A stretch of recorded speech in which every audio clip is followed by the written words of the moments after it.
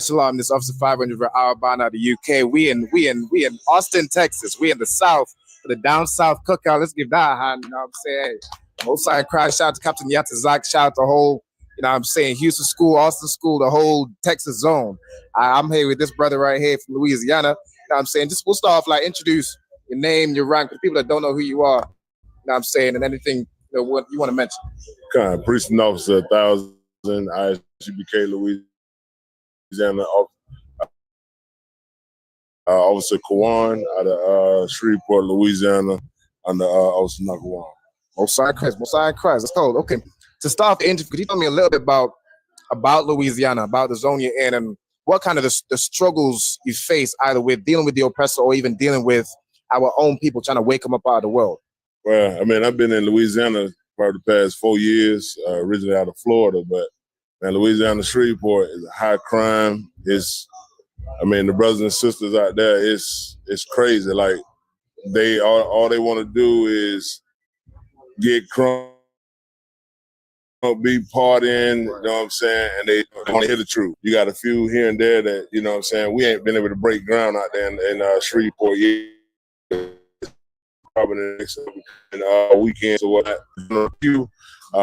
But yeah, man, it's a struggle. You know what I'm saying?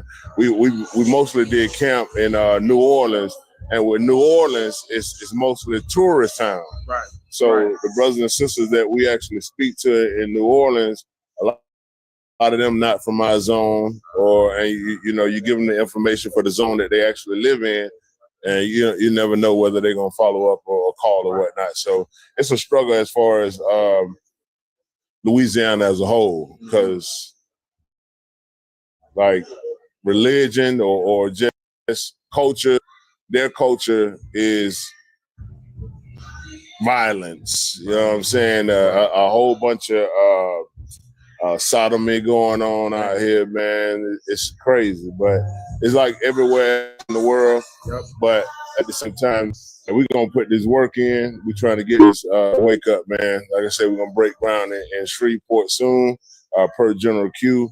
And we're looking to build our school up, man, bring these brothers and sisters out this world. Most side Christ, Lord allow. And okay, now you mentioned you get brothers in Louisiana, in the zone because a lot of religion, sort of just violence and stuff. They ain't really interested in the truth, right? Right. Could you tell me a little bit about your story and how you came to the truth, and also why you held on to the truth as going into the world? No sweat. So, like I said, originally from Orlando, Florida. Man, I was crazy. I was a Christian pastor. Right. I was, you know what I'm saying, in the church and trying to so-called live for God. I always had a fear for the Most High. You know what I'm saying? I was in the world married and all of that. And I was actually a Christian pastor in the world, man. Called myself trying to teach, falling behind other Christian pastors, teaching what they taught and all that, but never really had a real foundation. But never really had a real foundation of who the Most High really was, you know what I'm saying? And then I found out, you know what I mean, I was doing Christian rap and stuff like that. Right. And while doing it, I end up meeting up with other pastors. And, you know what I'm saying, some of the guys I was doing music with, I met up with their pastors or whatnot, and they wanted me to join their pastor congregation. Right. But the way that they was doing it, they only talked to me about money. You bring your congregation this week, I bring mine this week. Then everybody do it all together and make sure your people pay tithes, make sure they pay offering when they come see us. I'll make sure my people do the same. So it was never about God. Right. And when I saw that, it was like, nah, this bullshit. You know what I'm saying? So I end up talking with a guy that I ran a youth football organization in Florida, and the brother was like, man, check these videos out. He sent me some videos, and they just made sense to me. It was just like, damn, man, this is what, you know what I'm saying? This is what our culture is for real. This is what I've been missing this whole time.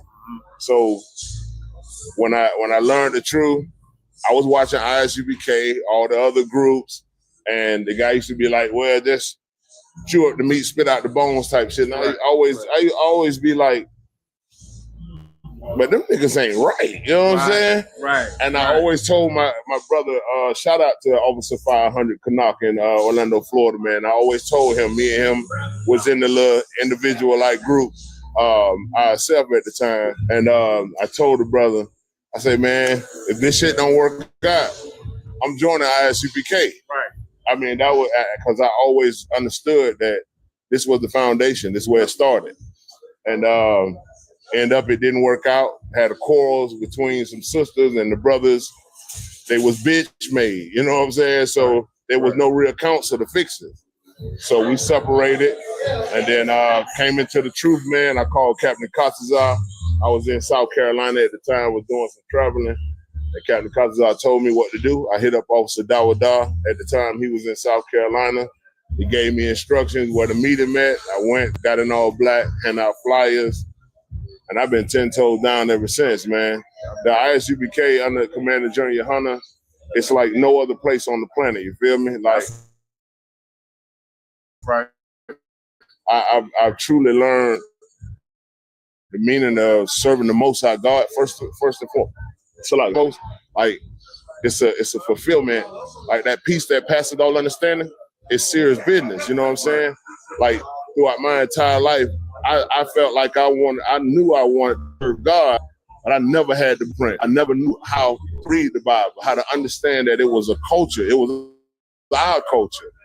I always looked at it as a religion. Oh, we need to do it this way, but not understanding that there are rules and laws that we had to follow, man, and that the structure of our culture made us who we are. Right.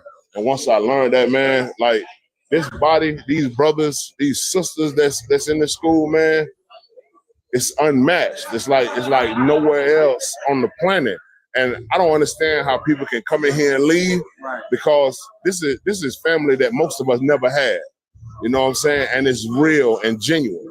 It's not no, stab you in the back type shit, man. It's real brothers and sisters in here that's serious about you being a brother, serious about you being a sister, serious about that.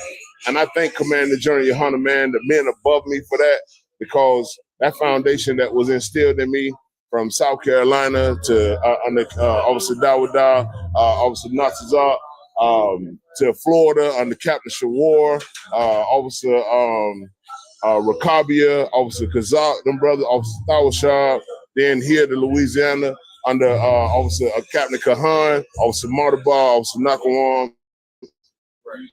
Man, it's been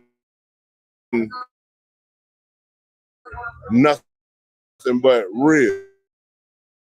You know what I'm saying? And I die before I let my colors fly. That's a fact. Straight up. Yeah, the one. I appreciate it. No sweat, man. I appreciate you. Outside crack. All right.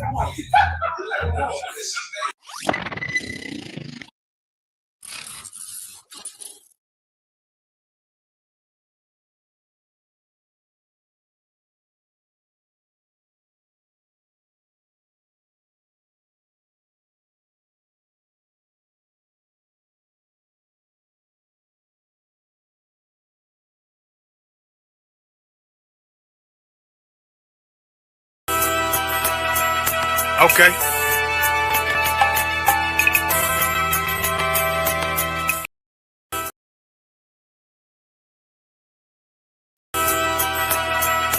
Okay.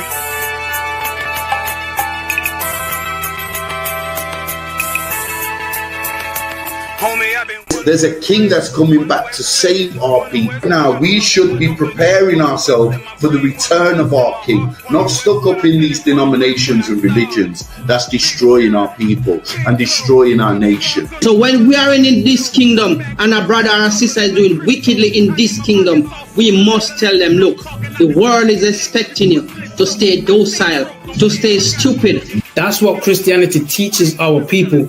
Teaches our people to hate one another and love the oppressor. Like, we'll never forgive one another for anything that another brother or sister do to us, but we'll forgive the oppressor in a heartbeat. There's something wrong with that, man. Imagine living your life as a whole Christian your whole life, and life's good because you're a Christian and Jesus is white and everything's going great, and there's a landslide and the earth opens up and you go downstairs and you walk through this place and you see a black Jesus, man. Why is Jesus Christ black with an afro in the catacombs, man? This predates the Renaissance period. So when you read the book of Genesis, the trees in the garden with other nations, a leaf, what does a leaf do to a tree? Cover the tree. So Adam took the covering of another nation. What's the covering of another nation? Their culture. So when the Most High saw him and said, yo, Adam, where are you, man? Why are you? Don't mean I can't find you. You mean like who is this nigga? But like, where are you, man? I don't know you. Okay. So the Ba al Banya Yasha'ala wa Amarath al Hamma wa Aidya Yahweh. The Ba means speak. Al, when it's joined with something, so al Banya means what? Unto, right? Excellent. So al when it's joined with something means unto. Banya means children. Yasha'ala is Israel. So unto the children of Israel. Like if it's one thing a hoe gonna do, a hoe gonna hold. But you ain't, she can't hold if there's nobody to hold with. And the thing she said at the end, where she said, I went back and I lied to him and he still wouldn't do it. And then she threw up her hands and she said, well, he'll just be a brother. That's what he need. That's brothers. Right. If we have more brothers, hoes like her wouldn't have no outlet. There was a man in the land of Oz whose name was Job, and that man was perfect and upright. There you go, the man called Job. I think Job is what, like, afflicted. And that man was perfect and upright. Meaning what? You can be perfect, man. Job was a man like everybody else, man. Job wasn't no angel. He didn't come from the heavens. And that man was perfect. Meaning what? You can be perfect in the Bible. Being perfect is in the Bible. Had fringes on my coattail way before Jimmy. Funny how the general ain't even see a penny. Better show respect, get smoked like a chimney. Keep my name out your mouth, don't even think it. Send a real Smith at y'all, know Jada Pinkett. Both ball heads, my grain above 50. Lost my man to the game, that pain that stuck with me. Had to find a cheat code to the street though, cause the niggas getting foul, shoot you like a free throw. Keep spitting acid like a Mino, and the nigga be the nicest with a mean flow.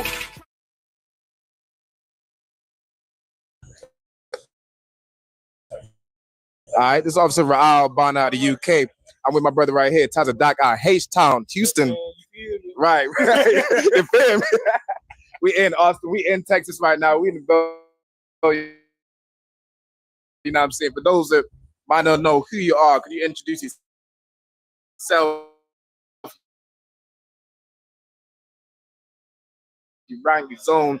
Oh, shoot. No sweat, shoot. I'm right. I'm right. Shit.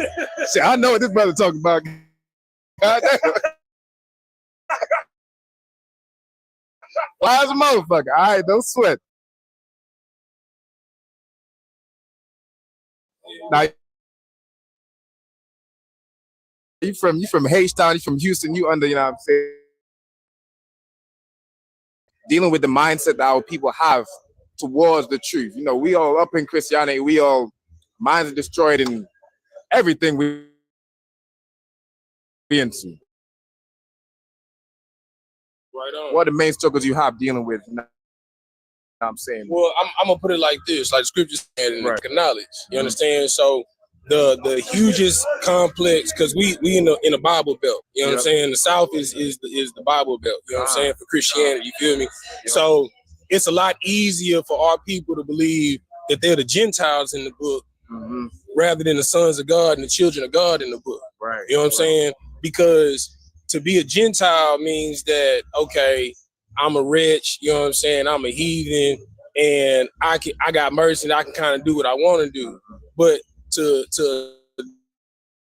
adorn and put on the name Yasha'Allah, and means Prince of the Power, that you a son of God, means you held to a different accountability now. So now you got to walk righteously, you know what I'm saying, and circumspectly, you feel me? So that is the biggest struggle with our people, you know what I'm saying? They can believe that they are heathen, but they can't believe that they a child of God. Right. You know what I'm saying? Yeah. Right. Yeah, that tile, it come with a different, you know, you gotta move different. You can't just be like everybody in the world, you gotta act different. So it's definitely hard to do that. That's why a lot of people leave. They can't live up to that standard, or you know, they just feel like you do it because that Christianity is so powerful where, you know, nobody's perfect. Hey man, Christianity is the #1 drug in the world. That's right. Because we OD on pleasure, you know what I'm saying, and what makes us feel good. But it's like this. You like my boy Malakwa, you know what I'm saying? He gave an amazing analogy, right? You go to a dentist, get your teeth filled, but after you finish filling out that paperwork, you know what I'm saying, you sign that check over, you know what I'm saying, you pay your card. We're sitting right there on the counter, you know what I'm saying, when you finish your dentistry. It's some candy. Right. You know what I'm saying? So they give you enough to heal you, but they give you the poison to make you come back. Right. You understand? They're not fixing the problem. The problem is we got to change. You know what I'm saying? We done tried Islam. We done tried Santeria. We done tried voodoo. We done tried Egyptology. We done tried Buddhism. We done tried everything and to be everything except for who we are, the children of the Most High God. Yeah. Most High in Christ. Most High in Christ. Okay, could you tell me a little bit about, you know what I'm saying, so coming from, you know, Houston and the Bible Belt, you had to rise yourself up to a different standard, being this school, the ISUPK. So could you tell me a little bit about your journey into the school, how you found the truth, and then what made you hold this thing down and rise to that standard that's required of you?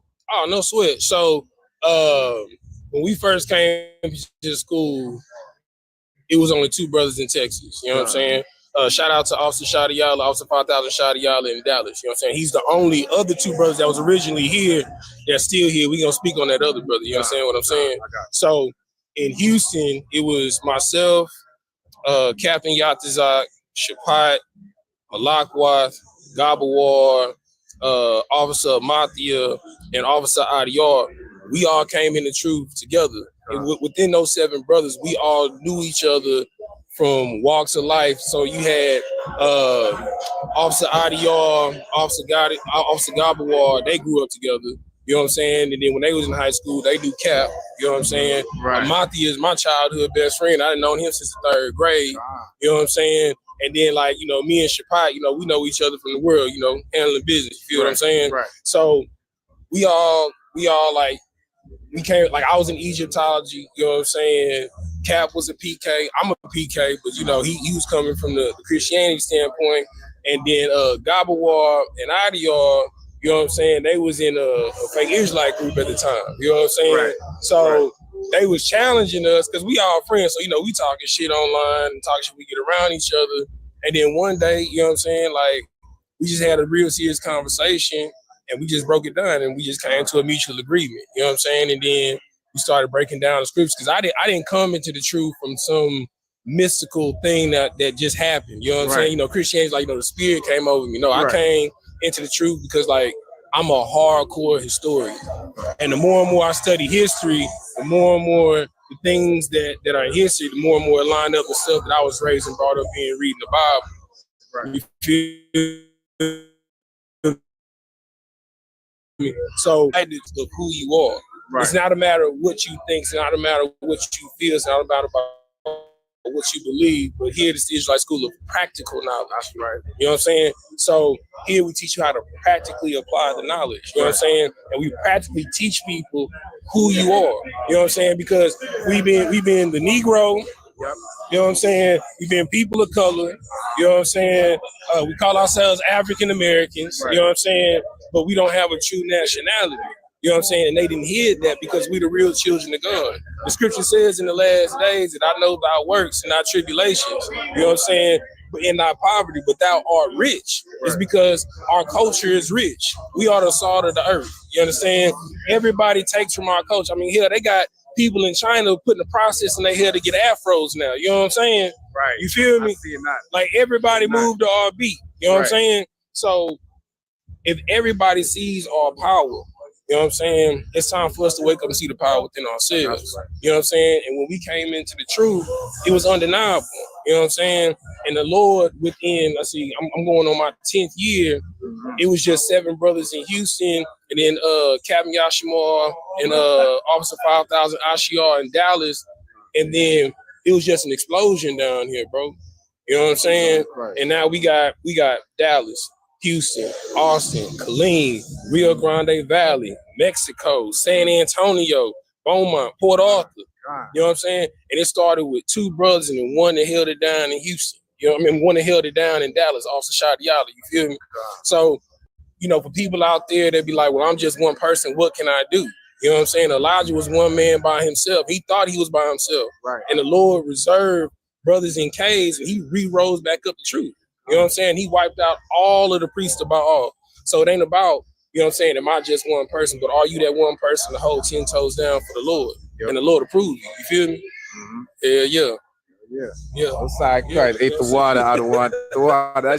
That shit heavy. That shit ate the water. So, real talk.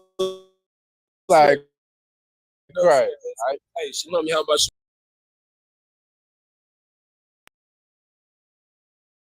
All right, Mosai and Christ. We're there on the ends. I'm here, Captain Karafia. Got my co-host, Officer 5000, Dum Gabar. You know what I mean? In the building. We're here again about to discuss some hot topics in the black community. Also, make sure you come down to our brunch next week on Saturday. What time's the brunch again? 11 till 12. And then after that, we're going to Leicester as well to have a class in there as well. Make sure you come to that as well. That's going to be held in that's going to be in Leicester at the Caribbean Center, LE20UA. So make sure you come to that as well. This is it right here. Make sure you land the scripture breakdown class in Leicester, 23rd of November. It's going to be 5 till 7, LE20UA. Make sure you come through. The breakfast is free as well. Make sure you come, bring your family, your friends. If you're black, Hispanic, or Native Indian, bring your family, friends, cousins, uncles, aunties, nieces. Commanding General Yohana is feeding everyone breakfast on the 23rd of Salakia. What's it again? November. 23rd of November, Salakia. And it's what? 10 to 11. Sorry, 11 to 12. Okay, talk about help me out, man. Shit. In charge of the holidays, you got me fumbling, helping nigga out, man. No sweat. 23rd of November, man. Come on down. That same day we got the breakfast. Is the same day we got Leicester. So you'll have the breakfast before Sabbath service. And then later on in the evening, we're going to head on down to Leicester. And then we're going to teach a class in Leicester. Then we got the next feast day, December 25th. Come on down to that 394 Lodge Road, B18, 5PW. Then after that, we got the Passover. The Passover, April 12th in Atlanta, Georgia this year. So find out how to make your reservations for that. We're going to have a whale of a time. Most High in Christ, man. So we're going to do what we do. We got the hot topics on the ends. We got a new segment as well. So like you're also sorry, don't breeze over it. Also, yeah, scripture breakdown class on the 23rd as well, 5 till 7. Make sure you're there. Bring your questions. Contact the school on 079 607 46784. 079 607 46784. Bring your questions, your topics. Listen, you know it's going to be lit, man. You know how the UPK get down, man. We're going to break down. You're going to get information coming from the heavens in this class, man. Information and knowledge is going to be coming from the heaven, man. So make sure you're there. Make sure you learn, man. Make sure you get deprogrammed, man. You know what I mean? Also, look out for ISUPK UK. Officer of Alban got interviews coming out from America. You know what I mean? From the last barbecue. We got loads of content as well. We got real-time revelations as well. You can watch it live.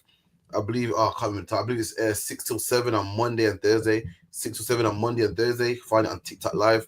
Also, subscribe to ISUPK UK social media, which is Facebook, Instagram, Periscope, and all the type of things there, man. You know what I mean? So with that, let's get into it, man. So, but Dunga Boy, listen, man, what's the Salakia? Also, we got we got a new segment as well, man. You know, big up to my brothers out there in Chicago. I had to rub the name. You know, I mean, a new segment, a segment by Dunga Bar. It's called, you know, Real Nigga University. Where Dunga Bar's gonna take you to school, man. Everything the white man teaches that's wrong, Dunga Bar's gonna clear it up with history. You're gonna learn something today. You thought Dunga Bar was a nigga with gold teeth. Dunga Bar, I thought he was a nigga with just gold teeth, man. You thought he was a galaxy with gold teeth, man. You're gonna learn something, man. You're gonna learn that this nigga's he might have gold teeth. You know, he might be a galaxy as well, man. But this is a learned nigga of the Lord, man, that got history. You're gonna learn something today, man. Something that your scholar didn't know, something that your teacher at school didn't know, didn't tell you. You're gonna learn, man. So we're gonna get through a couple of topics with that. And if you want to bring out Dunga Bar before we start getting into the topic. Listen, man. It took Captain Karafi like 6 years out in the ends to give me a segment, man. Listen, I worked for 6 years to get a segment. So lucky. You have to show. Someone might say, Dunga Bar, you have to study to show yourself approved, man. I can't give you a thing like that. Someone give me a congratulations in the comments. Give me a congratulations. I worked for 6 years to get a segment. So lucky. 6 years on the ends. Don't talk about it. Ain't even that long. How many years? Like 3 years max. Nah, how much episodes on the ends have we had? Bag of them, probably in the hundreds, you know. What number are we on? I gotta check it back, you know. Still, I know we're over 200. Damn, man, so 6 years. Nah, man, about 5 years. No. Not 5 years, man. Not even 5. Not even 5. Think about it. 100 and something. Yeah. Only 50 months in a year. So 100 and something, about 2 months, 2 years, 3 at most. Nah, man, it's been way longer than that. You see what this is right here? Listen, Laban tried to tell Jacob, yo, it ain't been 7 years. Tried to Jacob, it ain't been 7 years. I ain't do you like that. He's trying to do me like Laban, so luck yeah. Nah, I ain't do you like that, man. That's fuck. You accuse me of that. All right, that was man. But you got your segment, man. I apologize. That's what the Bible says, yeah. A righteous man checks himself, man. I apologize. Lucky, I should have been at this part, man. I appreciate it. I apologize. So apologies accepted on my side. So lucky. I accept the apology. Okay, I'll check myself. So lucky. All right, let's get into it, man. Most like guys.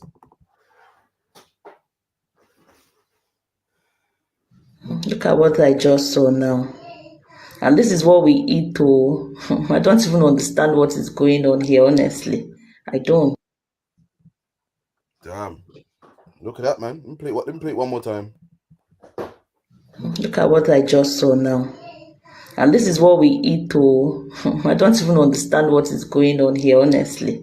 I don't. And look at that, man. And that's this, according to the Bible, this is a sin. Look about if you could get me Proverbs 11:1. Proverbs 11:1. It said what you saw there was mager skinny chicken in the shops, and they're pumping it with water and fat and steroids to make it look nice and big, man. And that is a sin in the Bible. That's in the book of Deuteronomy. You can't do that, man. You're not allowed to do that, man. And in our culture, when Christ returns, this shit won't happen. All nations talking about you UPK, man, want black people to rule. You should want black people to rule, man. Aren't you tired of being cheated? Are you tired of being robbed? Are you tired of having your chicken pumped with water so it looks nice and juicy? And really you've been lied to? Let me tell you something, man. In Christ's kingdom, this won't happen, man. If you read it for me, Baba Kushar. Book of Proverbs, chapter 11 and verse 1. A false balance is abomination to the Lord. There you go. The Bible says a false balance is an abomination to the Lord, man. Back in ancient days, things were, like nowadays, everything's packaged up nice. Back then, you would buy like a pound of rice, and the merchant would have a pound weight, and a scale, and he'll measure it, man. And what people would do was have a false balance and say, yeah, man, that's a pound of rice. It's not, man. And God was against that. God said a false balance is against God, man. It's an abomination, man. It's a crime to cheat your brother. It's a crime to rob a man. It's a crime to cheat somebody, man. And that's why you should want to be in our. You should help us. If you're a white man out there saying UPK is racist, stop that, man. You should support us. Why? Because in our kingdom, you won't get robbed like this. Your meat won't be getting pumped with water, man. You get what you pay for, man. It's in our law, man, that we must get a just balance, man. Everything must be fairly. You won't have to worry about going to a car dealership. Don't about what the women say every time they go to a garage. Can you come with me? Because when they see a woman, they're gonna lie. Don't always say that. When in God's kingdom, guess what? You have a just balance, man. You ain't gotta worry about the mechanic robbing you. You ain't gotta worry about the mechanic saying, yeah, man, I changed the oil filter and a new engine, and really all he did was change the tire, man. You ain't gotta worry about that, man. Because our kingdom is just, man. Come on, read that again. A false balance is abomination to the Lord. And a false balance is an abomination to the Lord. And what you saw there was a false balance. What's it called? False advertising, man. That's what they're doing, false advertising. And that's against God, man. You read it all in the book of Deuteronomy, all in the book of Leviticus. You know what I mean? All in the Old Testament, man, in the laws where it says you can't do that, man.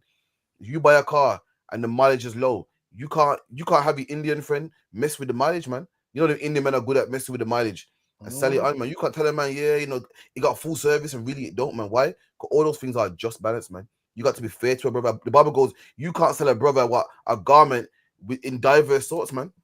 You can't do that. If it's silk, it has to be 100% silk. If it's cotton, it has to be 100% cotton, man. We're not a nation of cheating people, man. Not like the white man. Not like the oppressor. They cheat you, man. It's like it on the bar.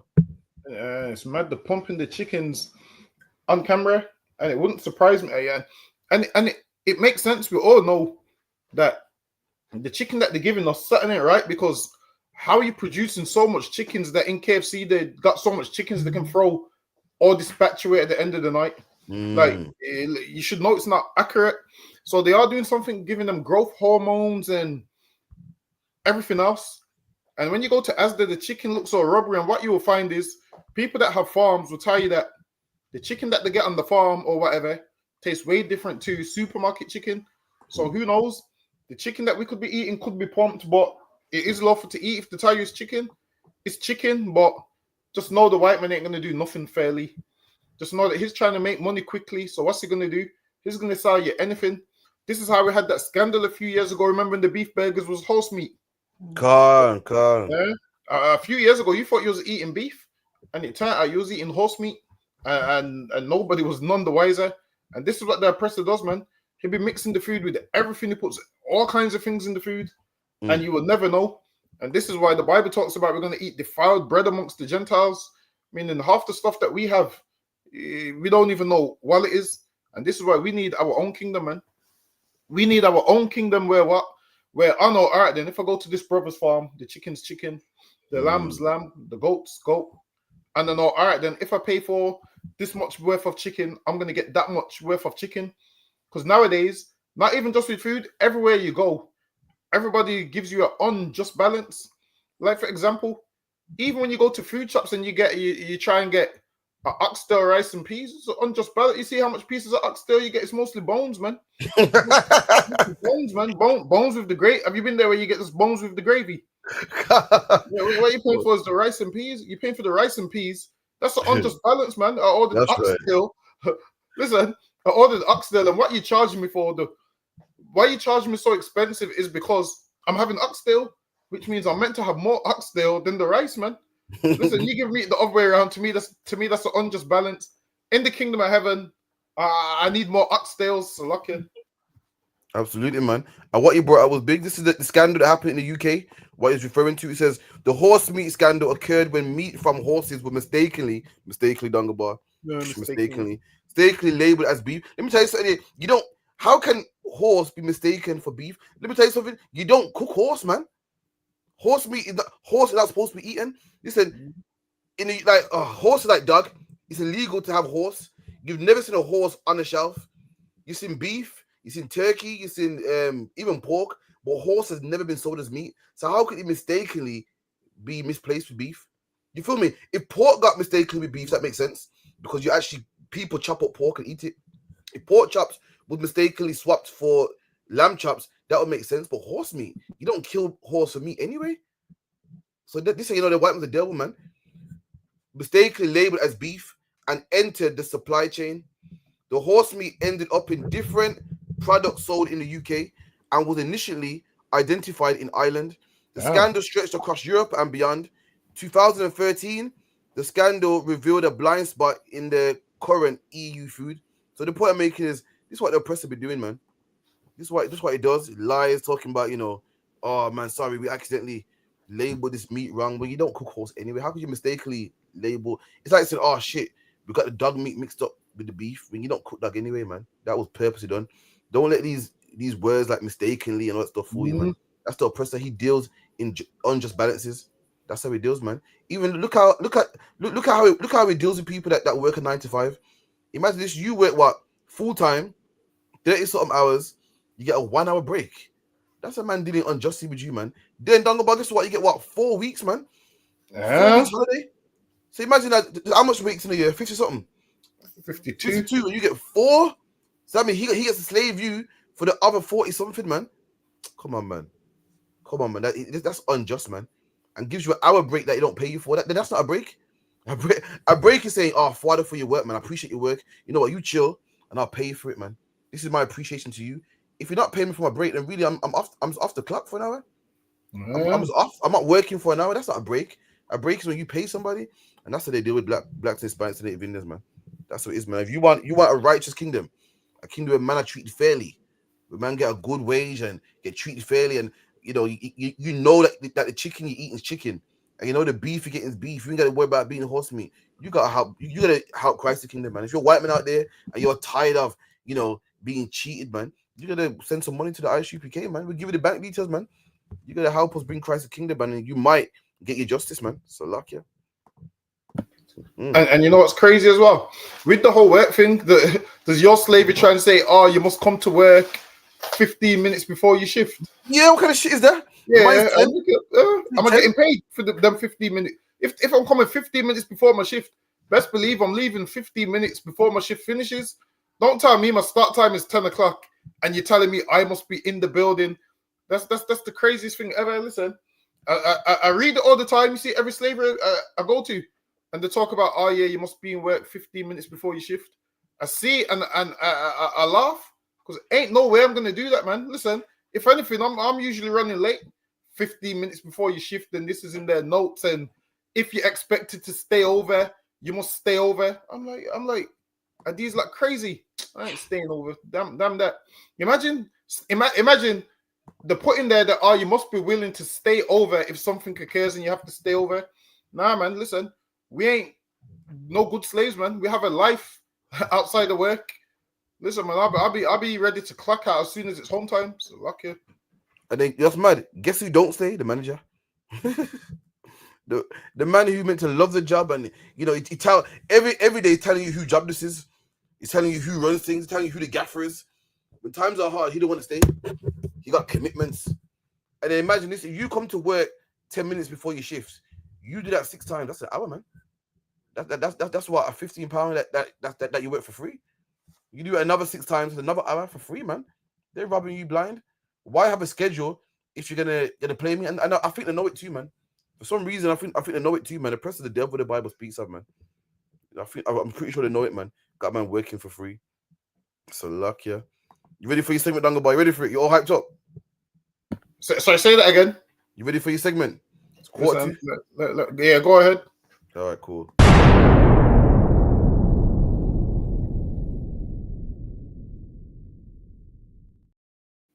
That shit went cold. Let me see that again. That shit went cold. Let me see that again.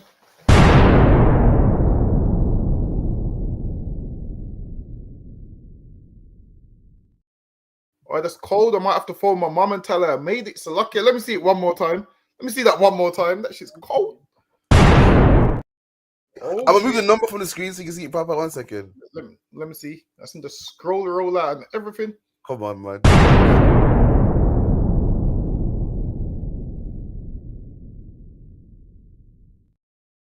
Oh shit. Damn.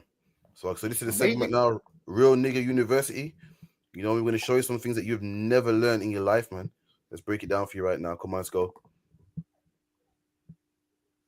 Best-selling book is this book on sorcery and witchcraft. That's what he really was known for. A lot of people don't know that that's his best-selling book, not the Bible. Yeah. King James also was a pedophile. A pedophile. So you're talking about a man that has no real morals, that is into dark energy and dark magic. And then, of course, he's now saw an opportunity to profit from putting this book together. And this book is heavily curated by the Council of Nicaea in King James. Constantine. Yes, Constantine. Yeah. Under the Pope's order to create this book, which they call the canonized Bible, which people have the illusion that it was written in real time. In other words, somebody's following around. Hey, Jesus, say that one more again because I just didn't get that last sentence you said. Hey, Moses, can you repeat what God said to you on top of Sinai?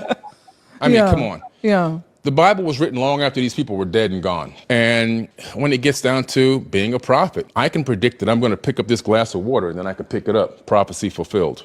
You see, so when things happen after the time, after the event has already happened, when you write down things after the event has already happened, you can create all kinds of prophecies in there.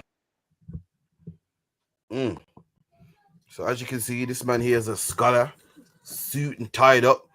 Surely he's right. Surely, you know, King James made a book about demons. Listen, the proof is there, man. Come on, Dungle Bar, come with it.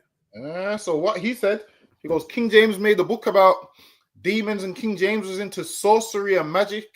And I can tell that he's never read the book. So hold on, let me pull up a slide from the book. Let me see if this comes up. Is it on there or? I got it. I can read it if you want me to. Yeah, go ahead.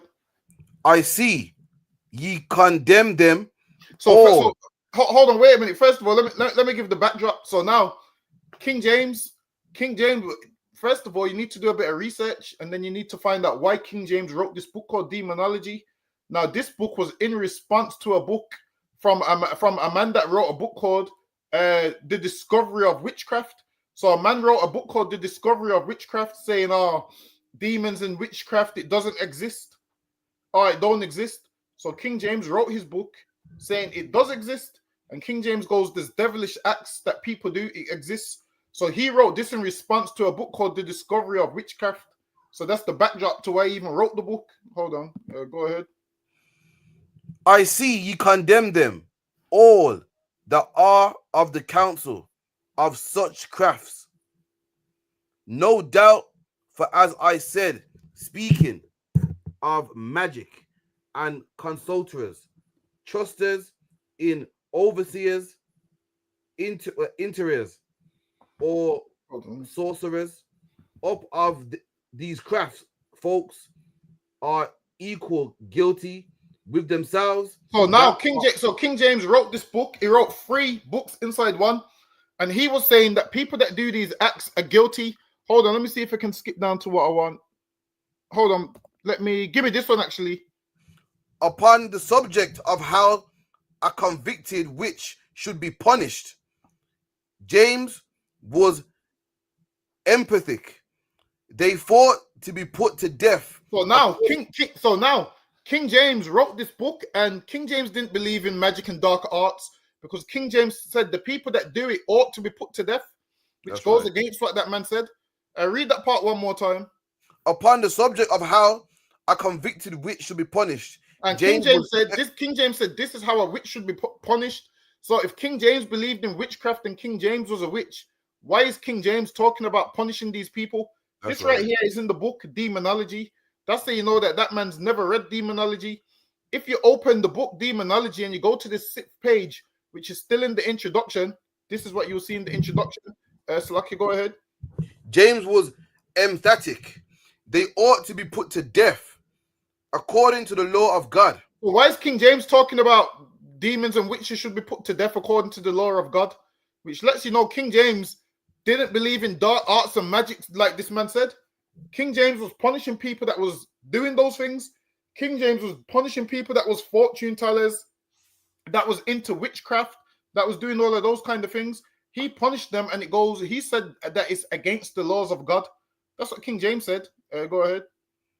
Khan, the civil and imperial law and municipal law of all Christian nations, his personal preference was for death by fire. And King James was burning those witches. That's why when you look up England and Scotland, they had the most witch hunts. They was doing witch hunts. See if you can Google what a witch hunt.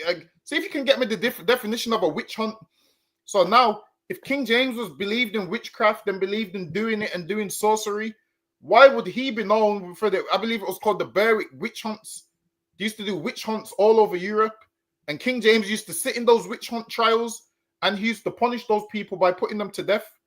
So all you need to do is look up King James and type in a witch hunt, and it will come up. So if you type in a witch hunt, you should be able to get the definition. I got it right here.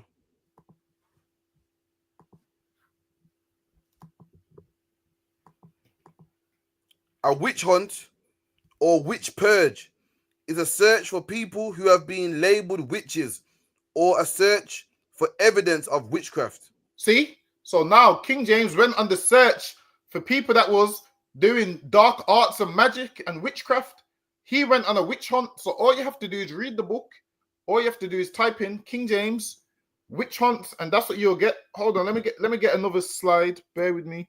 Hold on, let me see if I need. Give me. I think I just need the bottom. Actually, yeah, give me the bottom part.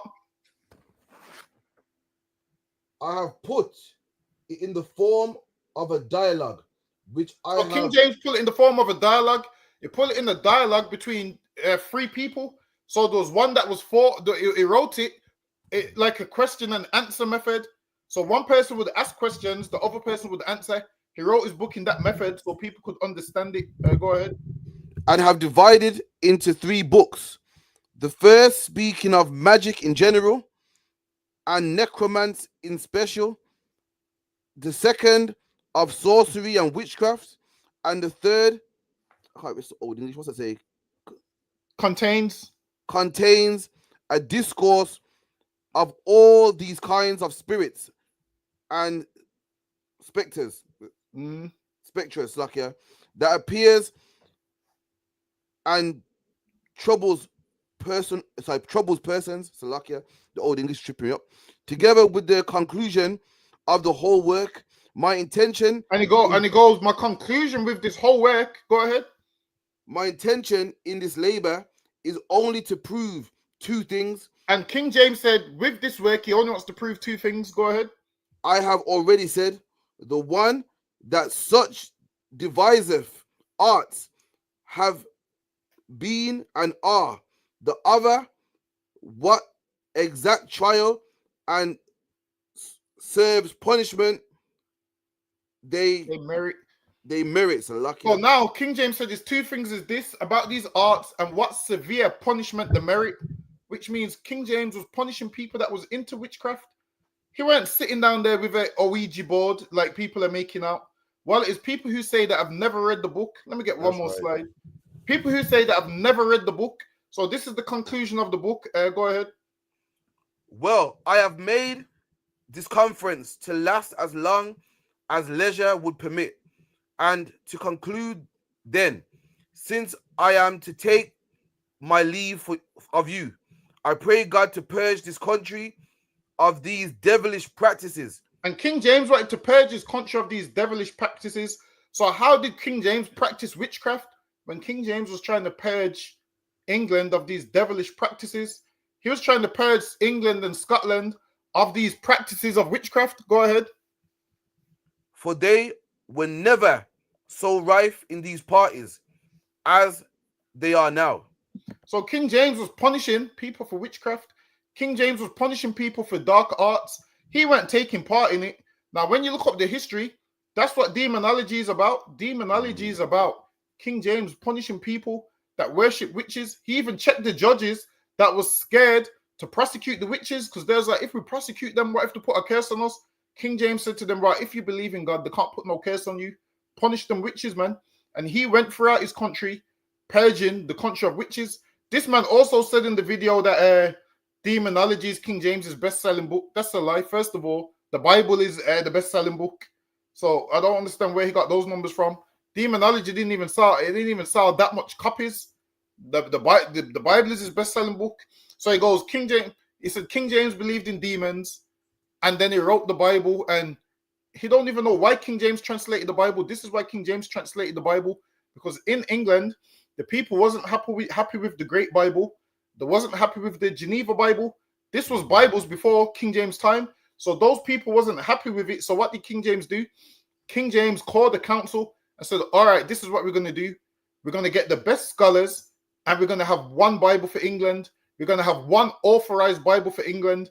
And that's how they came up with the King James version of the Bible, because they wanted one authorized version for England, because before that, people was having different versions and copies, and people was being burned at the stake and put to death for having different copies. Remember, England went from a Protestant country to a Catholic country. So now you would have Catholics saying, nah, we reading the Catholic Bible. Protestants saying, nah, we only reading this Bible. And King James said, all right, you know what I'm going to do? I'm going to get the best scholars, and I'm going to authorize a copy of the Bible. See if you can pull me up the Hampton Court Conference. So pull me up the Hampton Court Conference. And this man lied on King James without even reading the book. So this man must have just saw the title. Yeah. Saw King James got a book about demons. It's called, the Bible's called Demonology. You know, I'm bigger to Hayem Benjamin. The brother goes, demonology is different to criminology. Just because he explains, don't mean he is. Yeah, and it's true. He goes, so if you got a book about criminology, does it mean you're a criminal? Exactly, man. Absolutely. Exactly. Even this brother knows too, man. But the Hampton Court Conference. The Hampton Court Conference. Let me get it. You seen it on the screen? Yeah. So it lets you know, it says the Hampton Court Conference was a meeting in January 1604. So lucky, you're able to scroll down.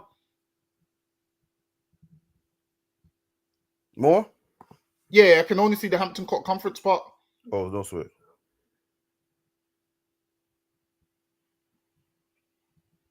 What you see now? The same thing, you know, just says Hampton Court Conference, Wikipedia. Oh, baby, Salakia. Wrong. I shared the wrong one. Bear with me. Sorry. Oh. Don't worry, Bob. We chop it up, man. Don't watch that.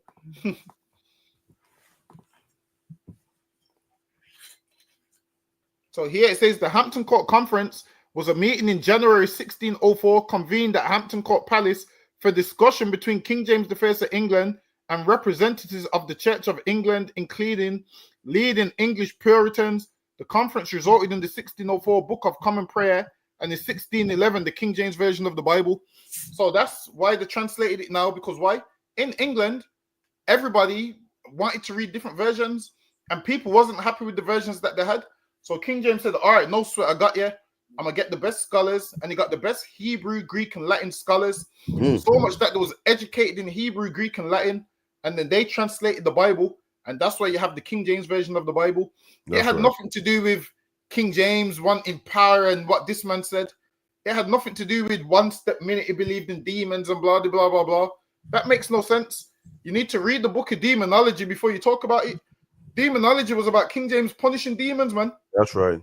And he translated the Bible. Why? Because everyone wasn't happy with the versions they had. And he goes, you know what? I'm going to set the standard. I'm going to have one Bible for England. And that's why he goes, and that's why he called it the authorized King James Version, meaning he authorized it, meaning they had the council, the scholars all came together, they all got the records together and translated it. And this man also said, you can't talk about prophecy after it's already came to pass. Listen, slavery was in the Bible and it was prophesied in the King James. King James was dead by the time we went into slavery. That's right. It was already prophesied in the Bible way before we went into slavery. So I don't understand where he's going with that. So everything that he said made no sense. What this man done is just got a TikTok account and just went on the internet and started spewing false information. Now he's saying that King James is a pedophile with no historical sources or records. And all of this comes from Catholics that hated King James. So what you'll find out is the reason why Catholics hate King James so much is because once he began to rule over England, they thought, oh, his mother was a Catholic, so maybe he's gonna be a Catholic sympathizer. And because he wasn't a Catholic sympathizer, they all started telling lies about him. There was a man called Sir Anthony Wilder, and after King James died, this man started spewing lies about King James like 20, 30 years after he died, saying King James was a homosexual, King James was a pedophile. And that's where all the lies comes from. But King James was none of those things. So lucky, I yield.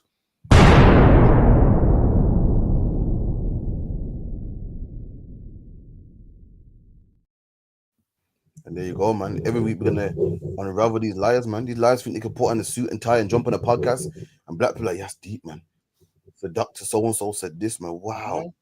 Did you know King James like demonology and blah, blah, his best-selling book? Listen, we've actually read it. You've seen the title. And you think you're on something, man. We've actually read it, man. We brought our experts on there, man. So don't worry, man. We're gonna chop it up. We're gonna put it out there for everyone to see. But that's the first, episode of Real Nigga University, man. Proving to that King James was not into demonology, and in fact, it was the opposite. He was punishing the people that serve demons, punishing witches. He was not into that, man. This man here, I don't know who he is. He's well dressed self and good words, but he's a liar, man. We've proven that he's a liar, man. So luck, yeah. If I could listen, I believe we got the whole class on YouTube. It should still be on YouTube if they ain't took it down. It's called Why Did King James Write a Book Called Demonology? We go over the whole thing. We go over the whole book. We go over the whole book, the whole witch hunt. We go over the other book. What was going on back then? You had a man where people was doing magic tricks, like you see card tricks. This is where it comes from. They was doing card tricks in the 1600s. And this man was saying, nah, they're innocent. They're not witches. They're just doing card tricks. And people was punishing them, saying, nah, man, these people are doing witchcraft, man. They have to go. This man was saying, nah, they're innocent. And then King James burned all of my man's books. To say that King James burnt all of his books. And then he wrote Demonology in response to that book. King James was saying, nah, man, people are doing witchcraft and dark arts. And those people, it goes against the Bible. So when you read Demonology, King James was quoting the Bible. He quoted that scripture in Samuel's with the woman and Saul. He quoted that one. He quoted the one when it talks about witches, necromancers. And that's why he said it's punishable by death by God's law. Because obviously King James was a Bible reader. So you saying that King James believed in dark arts and done dark arts is the craziest thing ever, because he was dead set against it. So lucky I yield. Absolutely, man. You make sure you come to that Wednesday class, man. You want to hear more history like that? Come to the Wednesday class, man. And we're gonna have history out here every single week. So look out for that as well, man. So let's get into it, man. Jake Paul and Mike Tyson next week, man. Let's play it real quick. Tonight? No, Slacky, 1 second.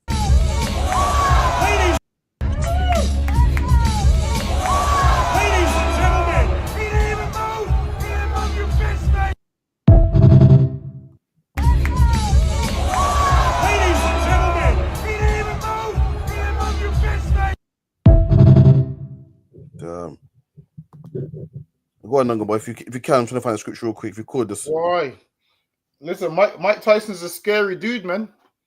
I'm telling you. But while he's old, he's 58 years old, and now they're taking advantage of him.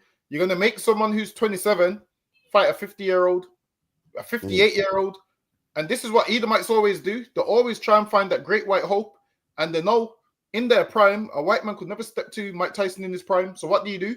Catch him while he's old, just so Jake Paul can have it on his record while I beat Mike Tyson. Whereas we know you didn't beat the Mike Tyson that we know, man. That's you ain't right. You ain't beating a Mike Tyson which is under 40 years old. So what do you have to do? Catch him while he's 58 years old. And they always do this with black people, man. They wait for them to get old and put them in there with someone that they know is going to beat them. Whereas they wouldn't put a young black man in there with some old devil, man. They wouldn't do that. Why? Because they respect their devils too much. So they wouldn't do that, but they don't respect black people. So what do they do? Put somebody's granddad in there to fight a young man. Why don't Jake Paul fight somebody who's recently retired, man?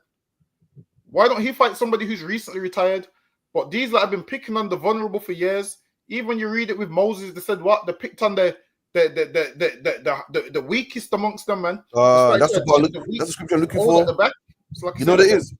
That's the scripture I'm looking for, man. You know that is? I think it's in Numbers somewhere. Esau attacked the older brothers and sisters at the back. This devil always attacks our elderly. And they've been doing this from the time of the scriptures, man. This is how you know they're the Edomites. They attack the weak and the feeble. Yeah, I think it's that one where it says they attack the feeble. And for that reason, the Lord said he's going to blot Amalek out from under heaven, man. For that reason, the Lord said he's blotting Amalek out from under heaven because they want to attack the feeble. And they always do this to our people. You know why? Because the white man's the devil, man. That's right. He ain't trying to fight no young black man. Why don't he fight someone like Terence Crawford, man? He don't want to fight Terence Crawford. But who he will fight is a 58-year-old Mike Tyson. That's who he will fight. Did you find it? I can't find it, Salakia. Hold on, let me see if I can find it. I got it. Do you try to be 25 and 18? Yeah, it might be. Let me get that. Let me see that's the one.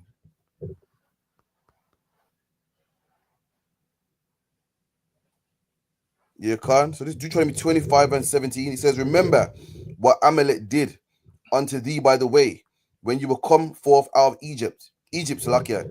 He met thee by the way, and smote the hindermost of thee, even all that were feeble behind thee, when thou was faint and weary, and feared not God. And that's what the white man did to us in the wilderness. You're seeing a man. He wants to get stripes of a old Mike Tyson, man. A man in his 60s. You don't get stripes for that. So on paper now it says I beat Mike Tyson, but in actuality you didn't beat the Mike Tyson we know. And that's what they do. They're cowards, man.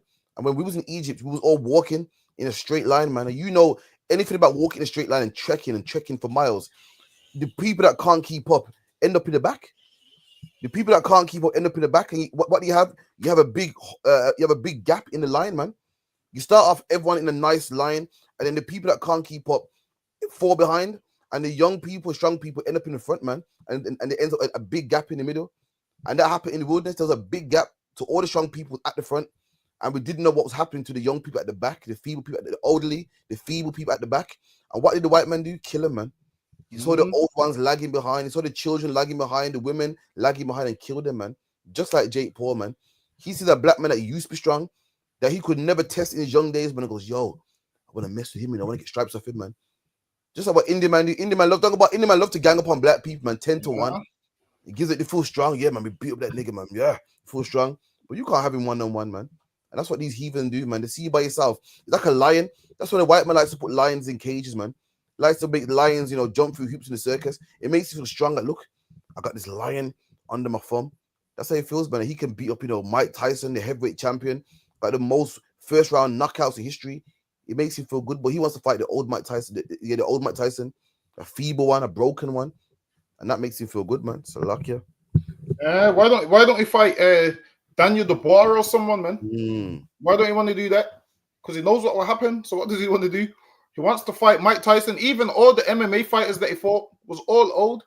Fought Nate Diaz old, Tyron Woodley old, Anderson Silva old. This is what he does. He's a bully. He knows who to fight, and now he wants to fight an old Mike Tyson. Mike Tyson's 58 years old, man. A man 58 years old ain't supposed to be taking punches to the head. That's now, right. Mike Tyson would take out the average 58-year-old, but a young man that trains and that has youth on his side, and the people that actually sanctioned this fight should be ashamed of themselves, man. That's right. And that's how you know Mike Tyson needs money. This is the thing. Mike Tyson needs money so much that he has to take this fight at 58 years old, which is unfair, man. I'm telling you, I'm going to be up watching that tonight. I'm hoping Mike Tyson can pull it off. I'm sure UK time, it's not a horrible time in the UK time. About 4 a.m. They're going to walk to the ring about 4 a.m. And the wickedest thing is this, Dagobah, you know Mike Tyson still got a chance. Exactly. The wickedest thing. That's how great black people are. Mike Tyson still got a chance, man. I'm going to show you some Mike Tyson in his prime, man. Let me show you some Mike Tyson highlights, man. Look how great this brother is, man. No white man ain't got no record like Mike Tyson. Mike Tyson didn't invent the knockout. He invented the first round knockout, man. He made it a trend, man. Come on, man. You think you can get strikes by beating up an old man? How do you sleep at night? Thinking, yeah, I beat up an old man. That's how cowardly the white man is, man. No way, he nukes countries that don't have nukes, man. He bombs people that don't have bombs, man. He goes to places like Iraq where they don't have high-tech machinery, man. And all they got is little slingshot and an AK-47 and wipes them out, man. And it makes him feel nice and strong, man. That's a coward, man. And this man's fighting a man that's Mike Tyson smokes weed now, man. You seen him on his podcast. He smokes weed, not even in shape. You're not even in shape, and you feel good that you can. Why would you even line it up, man? So lucky, man. Let me show you the Mike Tyson we know, man. The one that he could never test, man. So lucky.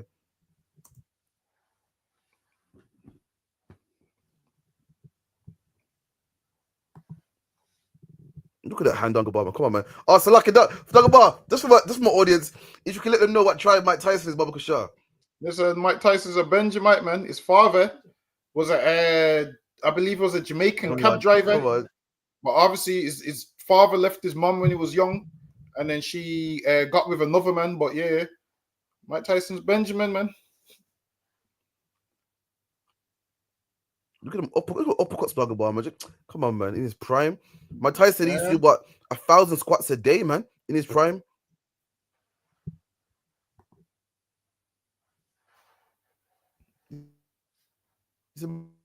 Mike Tyson. What this is before the rape charge, man. You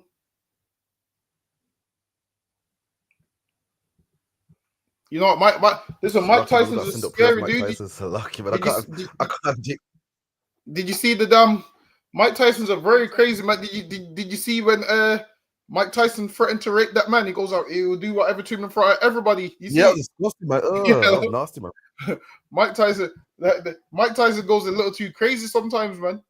Like, while it is, yeah, the insults, but them insults, you gotta draw the line somewhere, man. It's like put him in a straitjacket. Mike Tyson, like, put your mom in a straitjacket. I'm telling you, Mike Tyson's a scary. Hopefully, he gets the job done tonight. But I wouldn't be surprised if he don't, because he is 58 years old. But Jake Paul can't really box. And this is why Jake Paul should fight someone that's recently retired. Why don't Jake Paul fight someone like, you see someone like David Hay, who retired maybe 10 years ago? Or fight Wilder, man. Why don't you fight Wilder, man? Exactly. Why you do that? That's what I'm saying. But he knows who to call out. He decides to call out a man that's 58 years old, which black people should see this as disrespect. People that's with Tyson should say, nah, we're not going to allow you to fight Mike Tyson. He's an older brother, but we do have someone you can fight. That's what they should do. They should say, you know what? We're not going to allow you to fight Mike Tyson, he's an older brother, but we do have someone younger that you can fight. That's right. And I guarantee you, Jake Paul won't do it, man. But I'm hoping Mike Tyson hurts Jake Paul tonight. I need him to hurt him good and proper, man. You see what it is? I can't stand Jake Paul. Have you noticed all these Edomite influencers like to think the black wearing the Cuban chains and all of that stuff? Listen, man, that's not your style. Even Tyron Woodley called him out and said, yo, do you think you me? Like when did the devil ever like a thick chain with a pendant? That's our thing, man. That's right. They ain't never been doing that. And even to mock Mike Tyson, he brought a diamond ear. You see? Now you know. Yeah, he brought a diamond ear. So Mike Tyson put his hand up and he sprayed like underarm spray under his arm or some shit like that. Now he brought like a diamond ear as to say Mike Tyson's going to try bite his ear, so he's protecting his ears with the diamond earpiece or whatever. And my thing is, Edomites don't rock diamonds the way we do. So when you see them doing the things that we do, you just know the copying us. Jake Paul thinks he's black. He tries to look black, and guess what? You'll never be black, man. I'm telling you, no matter how much money you have, you could never be us. These like got all the money in the world and still don't have no sauce and still don't have no flavor. And we're poor and broke, and you still want to be us. Imagine we're poor and broke, and you still want to be us. That's right. Just imagine when we're rich and the Lord's with us, man. Imagine how much more you're gonna want to be us. So lucky are you. Absolutely, man. You want to be a man that's a slave? You know, black people don't want to even be black. You want to be a man that's a slave, man. It shows how great we are, man. So when we're in our glory, how much more are they gonna want to be like us, man? It's lucky Donga Bar. I didn't want to bring this video up, man. You know what I mean? She's one of your good friends, but I had to, man. So lucky. Let me see. The male ego is, including mine. So now me and a guy that I don't know, we both reach for the lettuce at the same time. Yeah. And I feel like I was standing there first. So I say, bro, I was reaching for the lettuce. The second I say, bro, I was reaching for the lettuce, I understand I've opened myself up to anything happening in that scenario. Yeah. The lettuce is a crazy example, but it is a good point. A man might fight you over lettuce. Wow. Yeah, they could someone could get the back of and be like, what? Like, you know, and some guys could literally get into a position. On how you want to be perceived. Yeah. Whether you look one way or the other, whether you look masculine or feminine, as long as you know where you stand and you know what you can do, you know what you can do. Yeah, because I feel like you're going to be capable of doing whatever you're going to do. But you'll never know, that's the thing. Boy, and listen, man. Sideman, you're wrong. What Sideman don't understand is we're in the UPK, man, and we know all things, man. You know, we know how to diffuse situations. Listen, we know that men, you know, have, as a black man in England, we don't have anything, man. And all we got left is our pride. So we know that if you look at a black man funny, he might be like, listen, what are you looking at? I got nothing. I got, you know, the white man rules everything. I got, you know, I'm oppressed, and all I got is my pride. You're gonna look at me funny. And we said, we in the UPK, we give brothers kind words, man.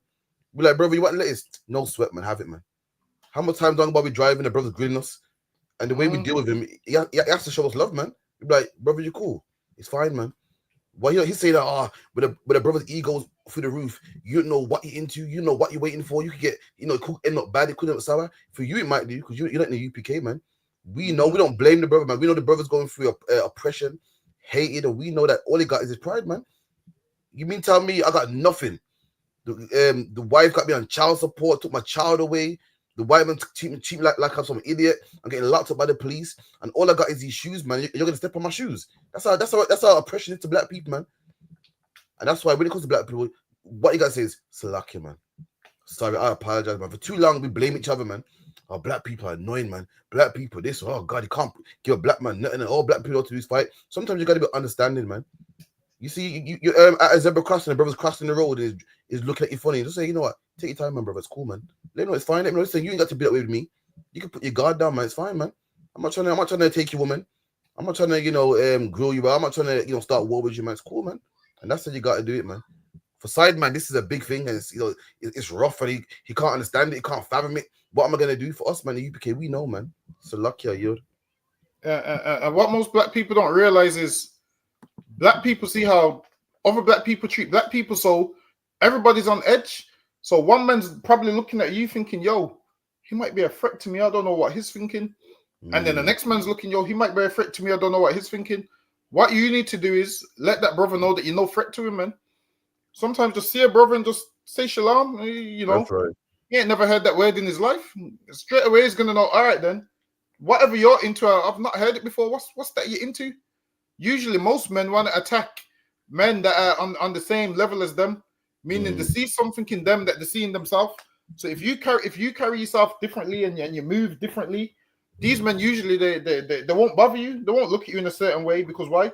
You ain't behaving like them. You're not acting like them. So what you'll find is usually people that have problems moving throughout certain cities and going certain places, it's because you look like them. So they want to attack people that look like themselves. And that's why what you'll find is all these kids getting robbed for their coats and their pouches and all of these things. It's because you're looking like those people that are trying to rob you. So they're thinking you're on the same frequency and wavelength as them. Now, once you start to operate and move a little different, you realize that you don't get no problems. Listen, you realize you don't get no problems whatsoever, man. That's right. Listen, we was walking through the city the other day, and these damn Arabs was petrified over Alban, man. Everywhere there was, listen, those speaking kind words to Alban because they didn't know what he was on, man. They was like, yo, he's looking. Could you see them? Those petrified. Rather than call me all his rings on, his shields and 10 chains on, and fucking real nigga university t-shirt, and those petrified, man. Got the shield all over him. Those petrified. One of them's gone to him, yo, you look like a gangster. One was like, yo, you look like a gangster. And that was petrified, man. So yeah, once you move a little different, people treat you different. But don't argue with no black man over salad. This is what to do. Let him go first, man. Listen, I've been in stores and people jump the queue, and I'll just leave it because guess what? You spend more time arguing. Imagine arguing about someone jumping the queue. Listen, I ain't in a hurry. You jump the queue if it makes you happy. So yeah, there's certain times you have to give brothers a pass. This is what you gotta do: have compassion on your own people. But that don't mean you must be a pushover. But also at the same time, just have compassion on your people.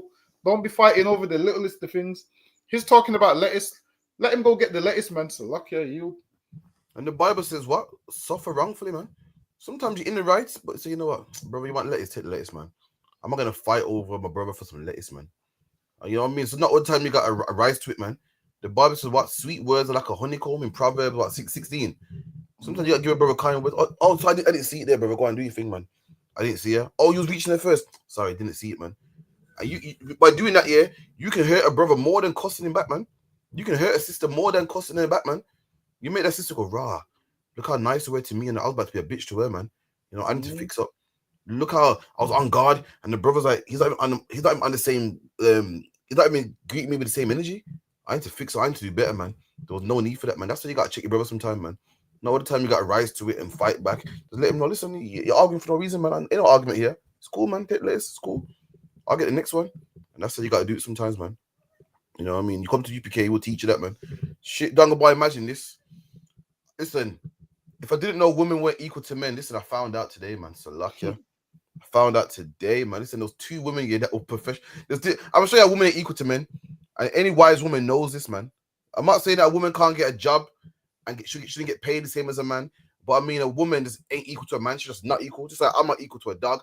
I'm not equal to a rat, cat, bird, whatever. I'm not. I don't have wings. I don't have 4 legs. And a woman just not equal to a man. She just ain't. Two women here that are professional fighters, man. Got whooped by a fat beer belly drinking man that don't fight in his life. Listen, this should show you that listen, you're not equal to a man. So luck, yeah. MMA fight in Romania goes viral as one man takes on 2 women. The trio embarked upon a bizarre but brutal encounter as they shared several blows throughout.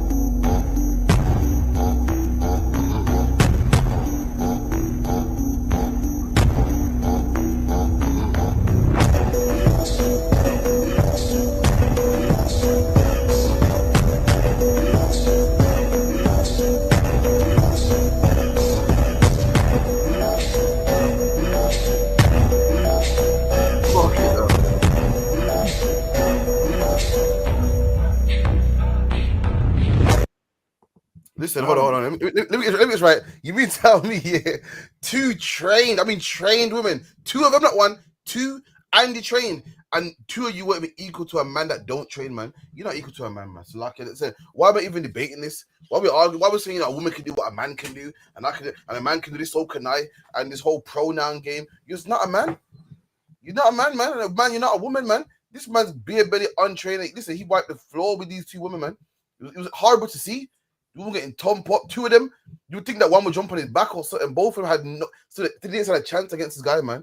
Oh shit, it was hard to watch. So lucky, number. So lucky. Boy, and he was punching them up good and proper, you know. You see him chasing them and punching them up. And listen, man, men and women ain't equal. The Lord, listen, the Lord gave women their gifts, the Lord gave men their gifts, and a woman's gift ain't strength. Like, a woman's not supposed to be strong and fighting like a man. Nah, man. It's not a woman's job to do that. And this video showed it. These women went in there. Imagine they even had on headgear, which means whoever's in charge of this organization, even they know. Because they didn't give the man headgear. So even they know men and women ain't equal. Every time you think you're equal to a man, you watch this video, man. Every time you think you're equal to a man, you watch this video. This is the thing. You have your skills and men have their skills. That's right. There's things which is good for you that you're supposed to do, and there's things which is good for a man, which a man's supposed to do. Men and women ain't equal, man. There's a big difference, and this video showed the difference. This man's chasing them and punch, and he didn't hold back as well. It looked like he put some power into those punches, man. Why? I'm not laughing because it's funny. It's not funny. It's so lucky. I don't. If you don't ask me, I don't know why I'm laughing. I don't know why I'm laughing. It's so lucky. But they got the beat. They like breaks that tough, man. Look at them running, and they're supposed to be professionals. Damn.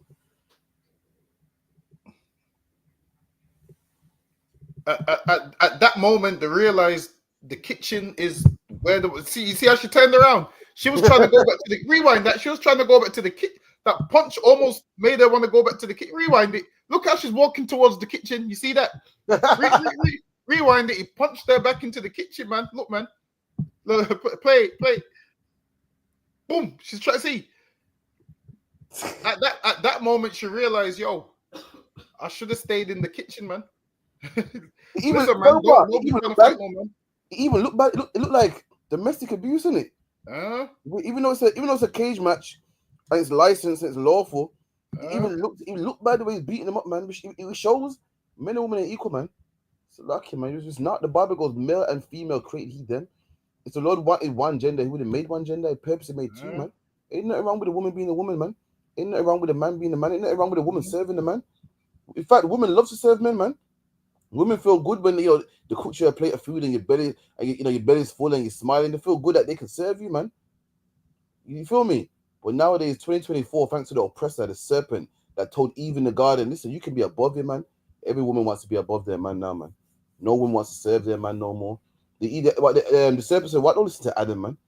See, Adam just vexed because he knows if you tap into this knowledge that you don't have to serve him no more, you can be equal to him. You can be a god like him. And that same serpent tells a woman today, man, don't listen to that black man. You can do better than him, man. All you got to do is go to college. All you got to do is, be a pastor in the church, be a deacon. You can have the same knowledge as him. You can be above him and be greater than him. And that's why there's no men in the house, man. That's why our kids have no fathers in the house, man. That's why, our kids are in gangs and in prison, man. That's just it, man. So lucky.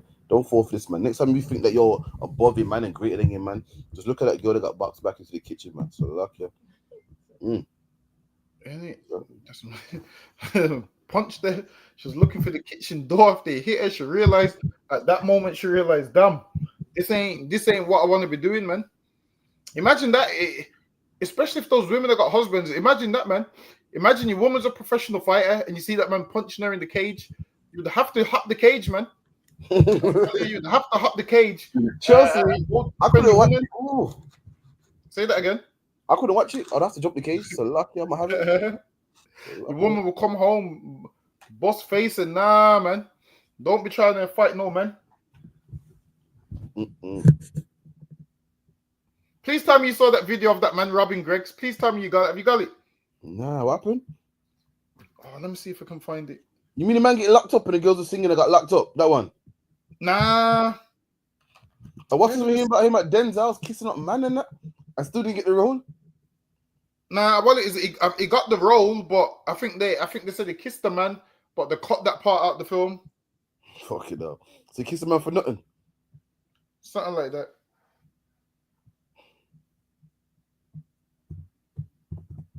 What's that man robbing Griggs? I don't know if I'll be able to find it.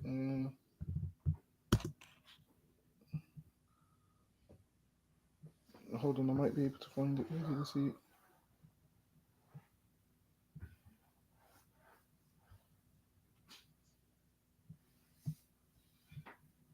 What was it in the riot? Nah, a man just walked into Greg's, loaded up his bag with drinks, And walked out. Well, Greg's is stupid, man. Greg's put the fridge where the customers are, man. The fridge needs to be behind the what's it called, the counter, man. Everyone just goes in there, grabs some shit, and walks out, man. Or this is what they should do. What they should do is have security in there. Usually they do sometimes though. Oh yeah, I'm still boycotting Greg's, you know. Swear down, I don't go Greg's no more. Why? Because everything's cold. It's good, yeah. I'm sick of it, man. Listen, I swear, every time I go Greg's, listen, I swear, I'm gonna touch your comments in your hand, man. I'm gonna make it a law that anyone in UPK can't go to Greg's, man. So luck, yeah. If you love me, don't go Greg's. Every time I go Greg's, yeah, fucking pasta's cold, man. I'm sick of that shit. And if I wanted a cold pasta, I would buy one from Tesco. You can buy them like frozen. Then what made it worse, I told every Greg's I go to, it's cold. So I was on the motorway one day, dropping the brothers. No, I come from London with you. I think we finished camp. And I went to the service and bought a Greg's, and I bought a steak bake. And steak bake was cold. And I said to him, yo, it's cold. This woman gonna tell me, the microwave's over there. I said, no, that's it for me. I ain't been Greg's ever since. I'm done with a lie. My ribs been my ribs are traitors, man. They go Greg's and everything, getting a steak bake and shit. You know what I mean? No one support me, so I speak to the generals. So luck, yeah, man. Greg's need to close. In fact, I wish this man robs Greg's some more. So luck, yeah. Treat me bad. No, you're right. You're right though, because everything in Greg's is freezing cold. You go there, even as soon as it opens. I've never had nothing warm from Greg's, but apparently, so you see, if you got you gotta get the Greg's app. Get the Greg's app, and you can order certain things fresh. So you can order fresh pizzas, fresh everything. Listen, you gotta start getting the apps. You see these apps, you be getting free coffees. You can go in there, you just scan your phone on the thing, you get a free coffee. You be going Greg's too. What happened to the brotherhood, man? I'm talking about boycotting Greg's. Don't about talking about you gotta get the app. What kind of bullshit is this, man? I'm talking about they can be going through. You're talking about you gotta get the app. You man are wicked, man. I'm trying to fix it for you. I'm trying to fix your beef with Greg's. Nah, man, it can't be mended, man. They violated me. The woman goes, the microwave's there. I said, okay. After that day, I said, okay, cool. Greg's will never get a pound from me again. And it's peak because Greg's was nice. Like on a nice day, sometimes you get the hot pasty that will burn your mouth and that. Good. You get me? But nah, never again, man. Like a price expensive. Nah, Greg's was affordable. From what I remember. That's why I liked it, man. You know what it is though? With Greg's, you can't win because when it is fresh, the pasta's too hot to eat. You know when it's too hot to eat. No, but I rather it hot and let it cool down. You get me? Even my shot likes it. For America, he's like, yo, Greg's is alright still. What did he get from there though? I think. What did he get? Steak bake? Chicken bake? Nah, man. I don't know, man. What's that? That's the one with like the mushrooms in it. It got some sort of sauce in there, some sort of chicken and creamy sauce in there. It slaps still when it's hot. To be fair, Greg's don't really have a lot of variety. They're just good for the donuts.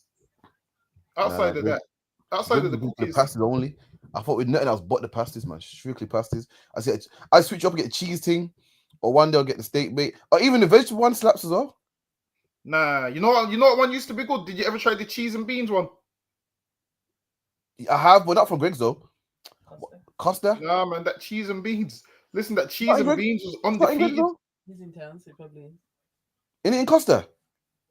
Nah, this was in Greg's. You used to have a cheese and beans.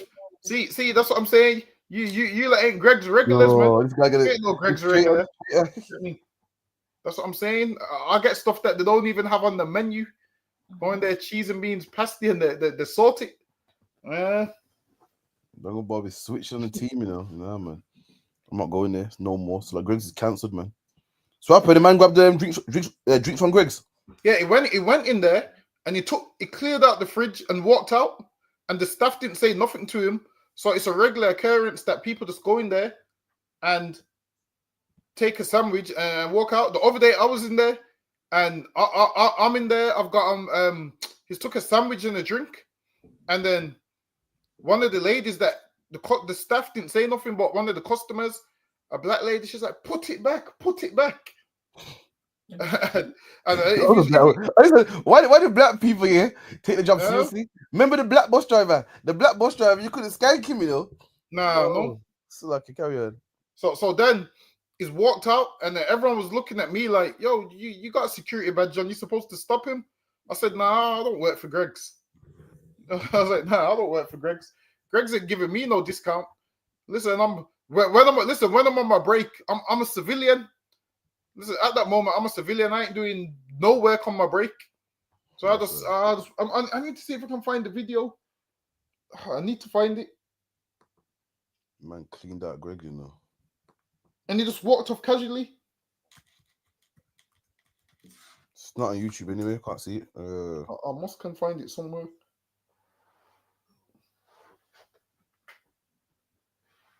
Oh, is it white? Is it black geezer? Nah, there's one where there's a yard man in the background saying something bomber clock something. Is there a white one behind him? Probably, I'm not sure. I can't remember. I got man brazenly steals from Greg's. But this was like 6 years ago. Nah, it can't be that one then. Nah, fuck it. It's okay. Let's move on, man. You know. Oh, listen, I seen a video the other day. Yeah, they were saying Jamaican words. They were saying only Jamaicans understand these words. What does chaka chaka mean? Chaka chaka. Chaka What chaka does like. chaka chaka mean? Chaka chaka is like it's informal, isn't it? It's informal. What chaka chaka is like informal or like you got chuck. Like say a man go, oh, I don't want to hear that chaka chaka music, man. Just like skreggy kind of. Like, nah, man, don't chaka chaka mean like it's too much. Nah, man, like nah, man, it does, man. Because if I say yo in here is chaka chaka, it means there's too much stuff in here. No, you're about chaka block. You're getting chaka block, Mr. Chaka chaka. Nah, man, it's chaka nah, chaka. Man, chaka chaka means like. Listen, man, look at all this like chaka chaka is like informal or see, it's like riff raff kind of music. Even the harbor said I thought it meant pack up. That's what I'm saying. Listen, man. That's what chaka chaka means. What's that? What's it called, man? Nah, man. Chaka chaka means there's too too much. much. Oliver Samuels and he goes, listen, I ain't hearing that chaka chaka music, man. See, Nakapaya said clutter. It's a context. It's a context. Yeah, they said like the when the man goes, don't play that chaka chaka music up in here, man. Then about that informal shit, man. I'm telling you. Listen, man, we might have to review your Jamaican card. We might have to review it. Yeah, listen, even Kwame Yasha goes mess all over the place. Yeah, messy. I'm saying messy. Not full. Chaka chaka all over the place. Messy. You're talking about informal. I heard that one before. Listen, I ain't never heard chaka chaka meaning informal. Chaka chaka ain't full. Chaka block is full. Say that again. What's the other words they're saying? What's the other words they're saying? Why didn't I save the video, man? What other words was he saying? He goes, chaka chaka. What was the other ones? You know what? I'm gonna try find the video. Try find it. Let me see if I get my Jamaican card back.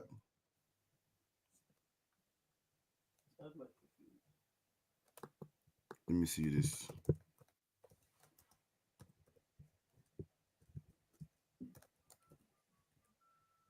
Any look? Yes. Let me see. Let me send it to you right now. Let me send it to you right now. Yeah, it goes chaka chaka pronunciation, chaka chaka expression for someone or something that is dirt or dirty. I told you. Nah, man, you can't use the white man's Google for a Jamaican. I mean, the chaka chaka is like chaka chaka. Look at that. The whole place is chaka. It's not full. It's nothing to do with full. It's like it's messy and ain't full. I'm telling you straight. so nah, man, chaka chaka don't mean informal. And look, even they gave an example. They put them at chaka chaka. I swear, I'm saying. I heard man say chaka chaka music or them. It's not full, man. We're gonna have to do a poll. Listen, if chaka chaka means informal, put 1. If chaka chaka means the place is messy or too much, put 2. No, you said full. You said full, not messy. Say full, messy, full, messy. Say full and messy different, man. Nah, man, same thing. Nah, Get man. me? We're gonna see if chaka chaka means informal. Your car is full here. You got a full car, and no one else can fit in the car. That's full. And then messy is when shit's ain't where it should be, an informal, upside down, and messy. The difference between full and chaka, the difference full and messy, man. Interchangeable. See the difference is interchangeable, man. It ain't full and messy different. You can have a full house here, but everything's put in place properly, and you got a messy house where things is in place where it shouldn't be. That's chaka chaka. Sharp said 2. Harbour said it's interchangeable and said 2. Nakapaya Hey, said that 2 is as well. Basically, no one's saying it means informal. I ain't never heard that one. Get me? Imagine imagine a Benjamin saying, because in here is informal. Yeah, look, watch out there. It's a lucky. I want this one for what? You see it right now. You see it right now. Kwame Yasha said 2. Sorry, say that again. You see it right now. Chaka. But who wrote that though? There you go. It means dirty, untidy.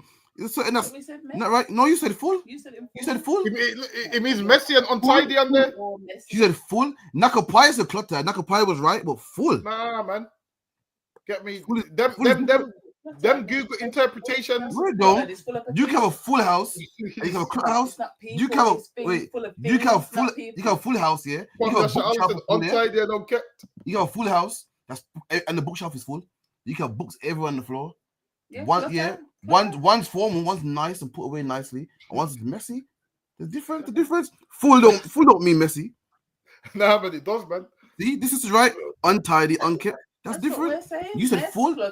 No. Don't go about those full. You said full as well. No, first I said it. Nakapaya said clutter. No, the place pack that's different. Full of things. Yes, no, full means different. You man gotta be different with your English, more specific. Full, you have a full car of people is different from clutter, man. Anyway, what's the next one, Dongo Boss? Like, yeah. I sent it to you. I sent you the video. Listen, we're gonna dissect these Jamaican words. Forget this. Listen, we're gonna dissect these Jamaican words right now.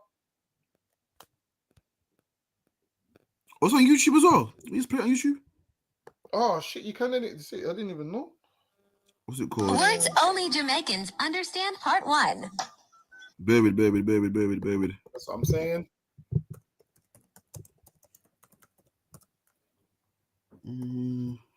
Get me? So I'm gonna start going around saying everything is in here is informal. I would say it's informal. I'm telling you. Chaka. Wait, let me find my definition. Wait. Where's Tazapa one? Let me follow Tazapa one. So lucky. All right, cool. Can children be chaka? Can children be chaka? Yes. Can children be chaka? Yes. Look, they can. It goes. The example was they put them look chaka. See there? I told you, informal. And he goes, look, the English definition is those children look untidy. It's not a place, man. Come on, man. I'm gonna make it up. It's right there for your face. I got your loudspeaker. Listen, I need some help real quick. Oh, so okay, quick question to Zarpon. What does chaka mean? Chaka means like something not good, innit? It means what? Tell him. Like something ain't good. Tell him. Means like it's a mess. Yes. There you go. So chaka. To Zarpon, does chaka mean informal or not? The chaka mean full. Is even to Zarpon? The chaka mean full. I don't know what do you mean informal or. You see the definition of chaka. Have you ever heard?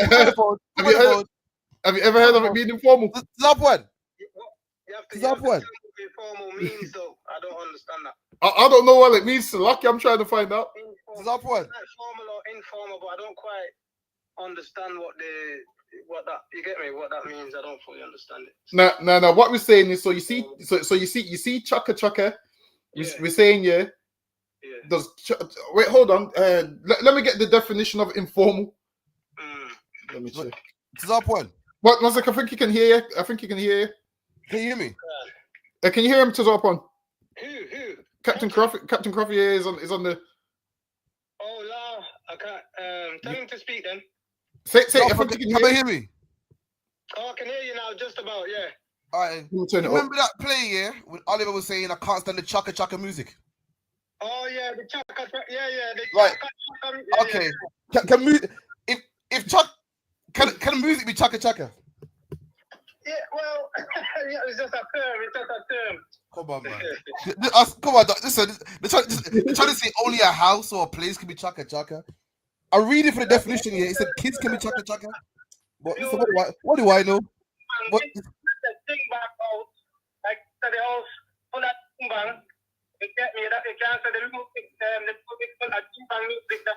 I can't hear.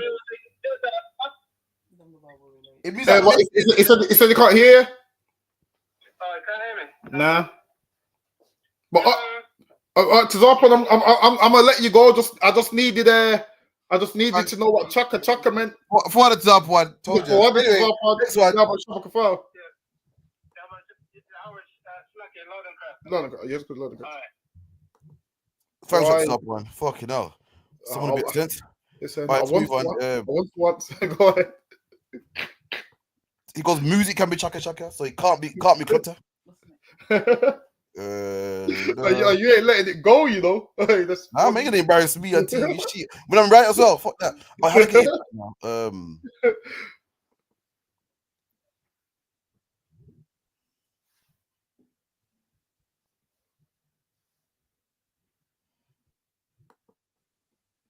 Oh shit! Don't go bar, man. I messed up the team. 1 second. Nah, that's I was thinking that looks like the wrong one. Well, it is you got too much videos on there. It's chaka. Nah, I don't. You know, it's a short in it, and not actually. Oh, it's a short. How long's the shorts? Yeah. Hold on, let me see if I think like a minute. There might be a long one, you know. Let me see. You're not hearing it. Let me know if you're hearing it.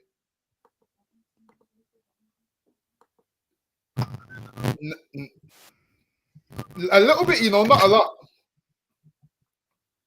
Nah, I can't hear it. Nah, I can't hear it. You know, it sounds kind of scratchy. Nah, it's high. I can't really get it any higher, to be honest. What is you playing off YouTube? Yeah. You want me to try it from my side? Yeah, go on. Let me try it from my side. Bear with me.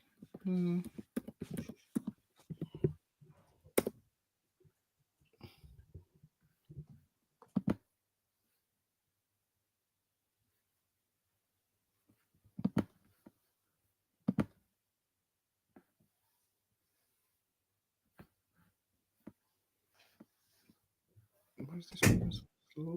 No.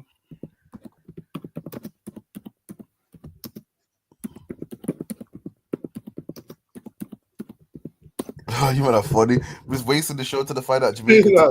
Fuck it up.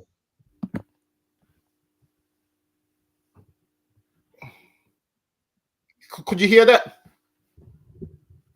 I can't hear nothing, you know. Hold on one sec. Let me share my stream. Share screen.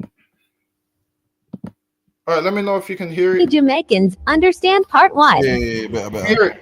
Yeah, much better than mine. All right.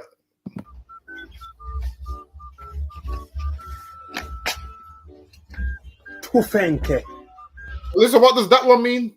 Fuck no, was I even lied to you? Yeah, I ain't never heard it. That's what I'm saying. I ain't never heard it in my life. He said Tufenke. I don't know what that. Tazarpon, what does Tufenke mean? Tazarpon, help us out. Let's keep going. Chaka. Butter ears. Well, what does that one mean? Batty is like, it's a woman in it. Batty is, girl. Like, she got no ambition or something like that. We call him Batty ears, girl. What, you heard that one before? Yeah, he with music still.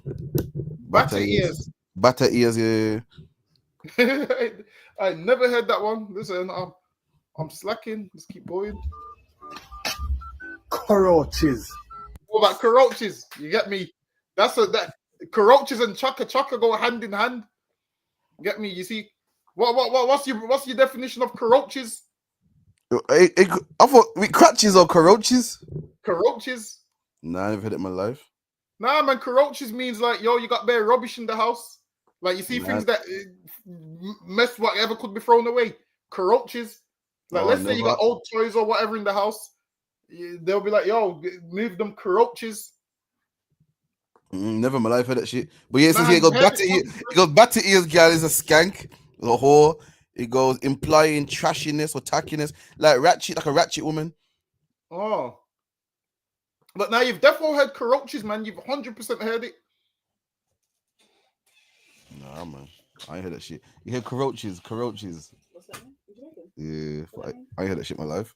Serious? What's the next one? Let me press play. Fenke. What's Fenke? I heard that one. I heard it, you know, but I can't put a finger on it. couldn't say what it is. I've never heard that one. I was thinking I heard that one.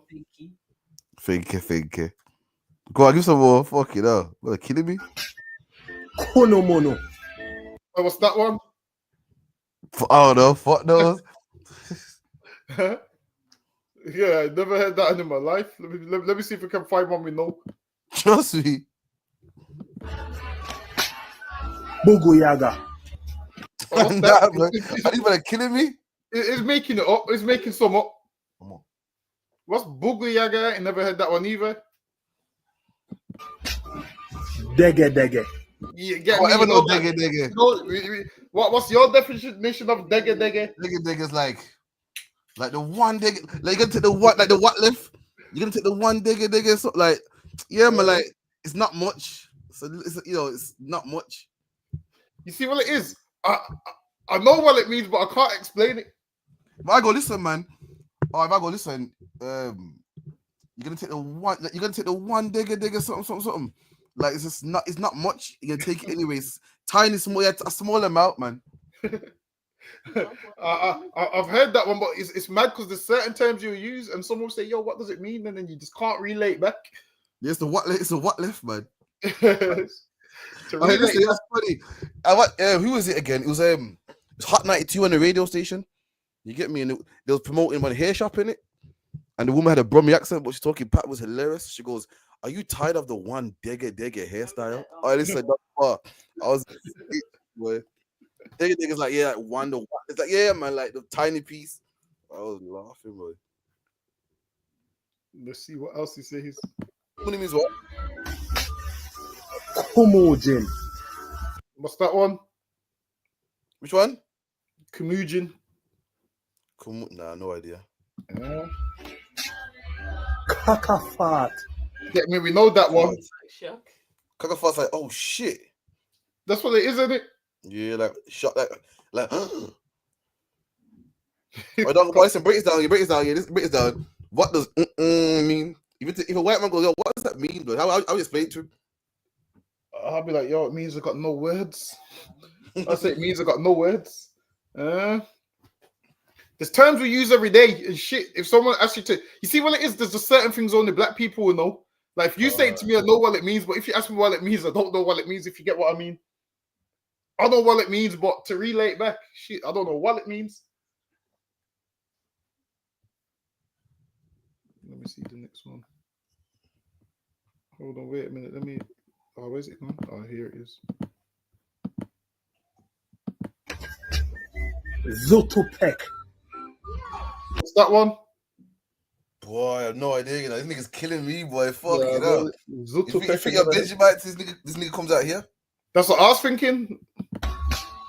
Mampi. Yeah, we know about Mampi. We know about Mampi. The Mampi girl there. That's what they say, isn't it? Mampi. What does it mean though? What's the proper definition? Get me, you know about the Mampi. Big as that. Yeah, the man. Let me get the. I need to get the definition of Mampi. Let me get the definition. Oh, get the white man's definition, Mampi. Let me get it. You know what? It says Mampi, adjective, grossly overweight, heavy set.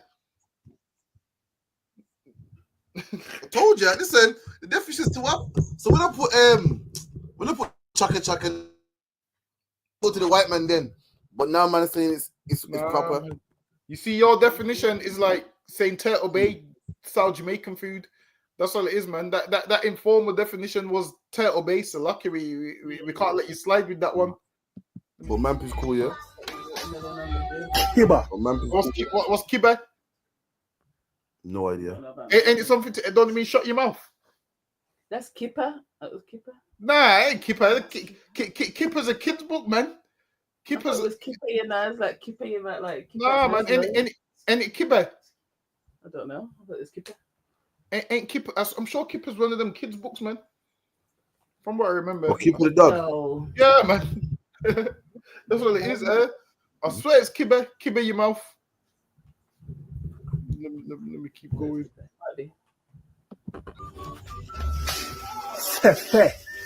What's that one? Come on, that was. Oh, we know that one. Yeah.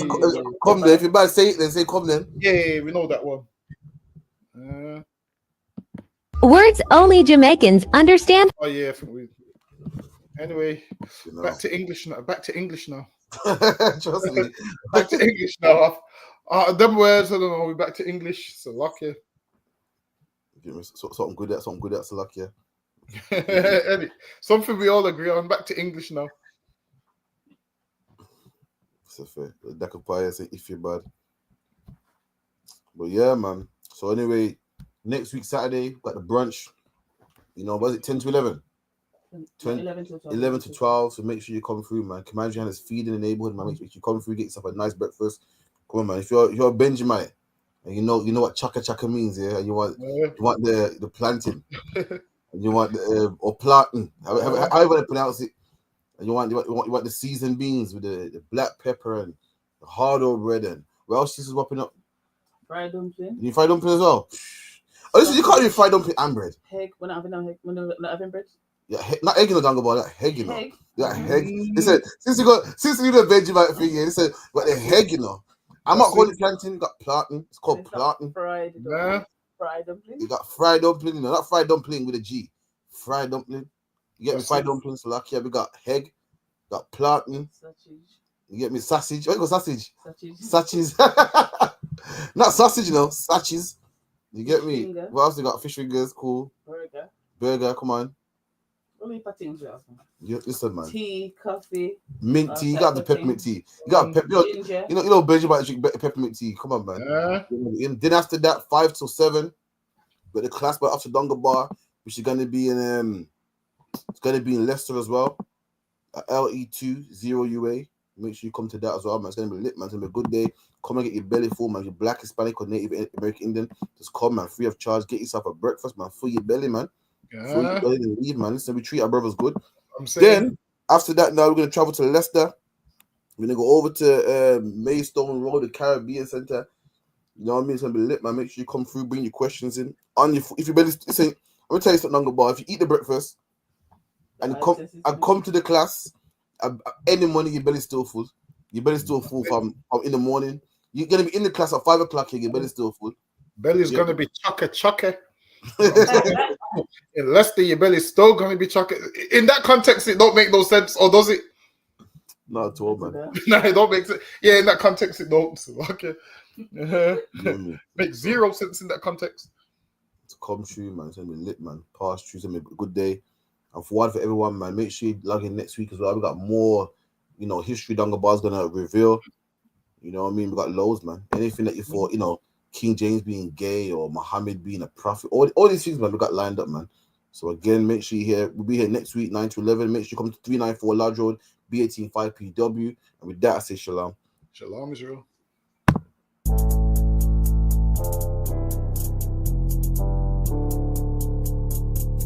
According to God, the white man is the devil. You see, I've been in here for a little minute. You know what I'm saying? And I see niggas, they like to talk a lot. They like to claim leadership. They like to claim this and that. You know what I'm saying? They like to be above what they really is and have authority. But they don't really need that authority. They don't really know what to do with that leadership. You understand? You hold hands with this white ass, need to stop and ask you to give a damn what you talk about. Don't give a fuck what you believe, nigga. Gotta stand up and serve my